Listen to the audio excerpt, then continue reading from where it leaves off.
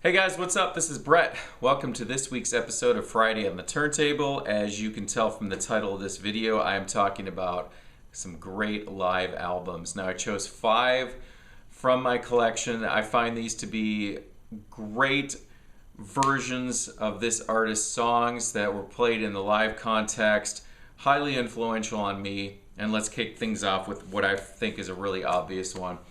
David Bowie's Ziggy Stardust, the motion picture. This was recorded in London as his farewell to his Ziggy Stardust character.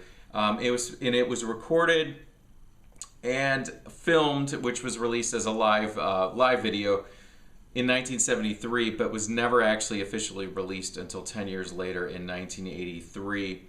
It's famous because right before they go into the closing song, Rock and Roll Suicide, David Bowie announces that he'll no longer be performing live, and it was the end of Ziggy Stardust, which was much surprise to most of the guys in his band because they weren't aware of it until he announced it right on stage there. So it created this big uproar within the band, and also, teenagers crying, weeping for the end because they thought it was the end of David Bowie, but it was just the end of Ziggy Stardust. This was re-released in 2003 as a deluxe double disc CD version where they kind of fixed the track listing because it had been bumped around and a track or two was edited. But there's never been an official release of the complete show because Jeff Beck actually came out and performed a couple songs. They did the Gene Genie with a medley of the Beatles' Love Me Do, and then also the track Round and Round. But Jeff Beck didn't want those versions used, so it has never actually appeared in its full version. So the 3 highlights from this album for me are the medley of Wild Eyed Boy from Free Cloud with all the young dudes and Oh You Pretty Things. That's just goosebump inducing.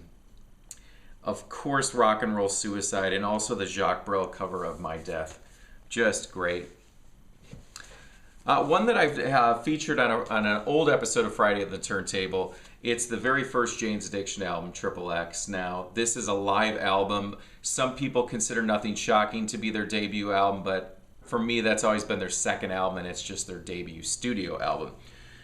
Recorded in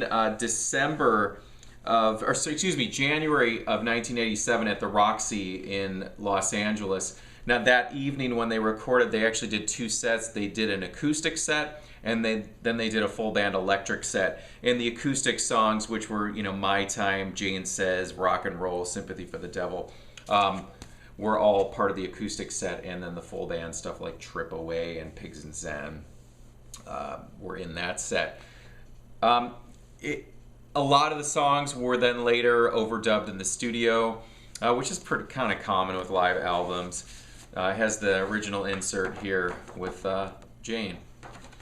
And the highlights for this one, without a doubt, the performance of the song I Would For You, which is essentially just a bass and vocal song. The song My Time, which features Perry playing harmonica. And third, that live version of Pigs and Zen on this one, and which always has this interlude in the middle part where Perry Farrell took the liberty to just do an ad-lib spoken word thing. And if you follow live versions of Pigs and Zen throughout Jane's Addiction's career, it's never the same, and he always goes on some ramblings on that part. So Jane's Addiction, Triple X, excellent live album. All right, Bauhaus, Press the Eject and Give Me the Tape. This is the vinyl version, which has 10 songs. You can also get the CD version, which adds an additional 7 tracks on it.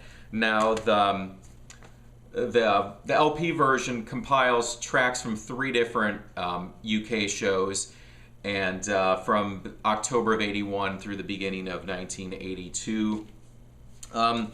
Some of those songs you can actually watch live videos from on Shadow of Light and Archive. Now, those were 2 separate VHS tapes. I remember when I was a kid, they were really hard to find. Me and my brother would rent them from Tower Records, but the DVD compiles both of those videos on there, and a lot of the tracks that are on here as well. Highlights from this one: the live version of Bela Lugosi's Dead is great. The John Cale cover of Rose Garden Funeral of Swords is definitely a highlight. And picking another one, the live version of Hollow Hills on that is really good. The tracks that are on the CD, the additional ones, are from other shows. I think it's from a show in France. And then the final track is a live version from Manchester of the Velvet Underground's Waiting for the Man with special guest Nico from the Velvet Underground on vocals. All right, moving along. This next one I'm going to show you is a compact disc because this has never been released on vinyl. One of my favorite bands. You guys know that if you watch my channel. The Manchester band James. This is Getting Away With It Live. It's a 2-disc set at the Manchester Evening News Arena in Manchester, England. It's recorded in 2001. It was their farewell tour because the band was breaking up. They later obviously came back with a new album in 2008. But this live show is seriously one, if not one of the best live shows ever. During the show, they brought back a couple members who had left, Larry Gott and Andy Diagram, the trumpet player, and then those two guys actually are in the reunited James, so they got those two guys back, but they do come out and play a couple songs with them on this. And there is a live DVD of this as well, which I have borrowed out. Phenomenal show. Tim Booth's vocals on this are just outstanding. His falsetto, just incredible. Highlights for this one, Waltzing Along, a track from the album Whiplash from 97. Tim Booth's backing vocals on, or not his backing vocals, but he sings as a lead vocal on that one, what is a backing track on the album, with this just beautiful falsetto. Just flawless performance and execution of that, where it's just no break in the vocals and it's just a long held note which he just bends all over the place. It's just outstanding. Two other tracks, the live version of Sound from the album 7 and the closing track Sit Down is great. Definitely seek that one out, and if not the album, find the video or the DVD of this, sorry. It's just outstanding. All right, I'm going to close with one more album. I talked about this in last week's episode of Friday on the Turntable where I talked about U2. Thank you guys. That spread all over Facebook and YouTube with several people showing their U2 singles and collections, and it was really great. So this is U2 live Under a Blood Red Sky. It's a mini LP 8-song. Now, there's a misconception on this live album because most people think that this is actually taken from the Live at the Red Rocks, which is actually not true because only 2 tracks that are on the album were actually from the live video, and which I have here. This is the remastered DVD, which takes the entire show of Under a Blood Red Sky. If you remember the VHS that came out in the 80s, which they used to play on MTV or VH1 all the time, it actually started with Surrender.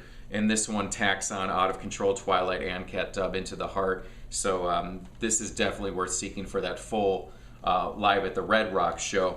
But like I said, this only has 2 songs from that one. The majority of the songs are taken from a show in Germany, as well as there's a 11 O'Clock TikTok was recorded in Boston, all on the War Tour. And it's a great album. The highlights from this one, I think 11 O'Clock TikTok, the version of Party Girl, which I talked about, which was a B-side. The live version of Sunday Bloody Sunday is also phenomenal. This isn't a rebel song. This is Sunday Bloody Sunday. Fantastic. So anyways, guys, that's 5 live albums from my collection that I really do love. I pulled out some other things. Joy Division Still, which I didn't show, which was Joy Division's final songs, which is definitely worth seeking out. The Still album actually combines a live show, their final show, with I think it's 9 other studio recordings of various songs like Walked in Line and Sound of Music and stuff. But that live show, which has a live version of Ceremony, which became New Order's first single, and that show is notorious for just having audio problems where during Ceremony you can't even hear the first verse, and then all of a sudden the first vocal verse, and all of a sudden Ian Curtis' vocals just explode. And while you can't hear that first verse, that song is so magical because when he comes in, it's just brings up the hairs on your neck. It's just so incredible. So anyways, guys, thanks for watching. I will talk to you soon.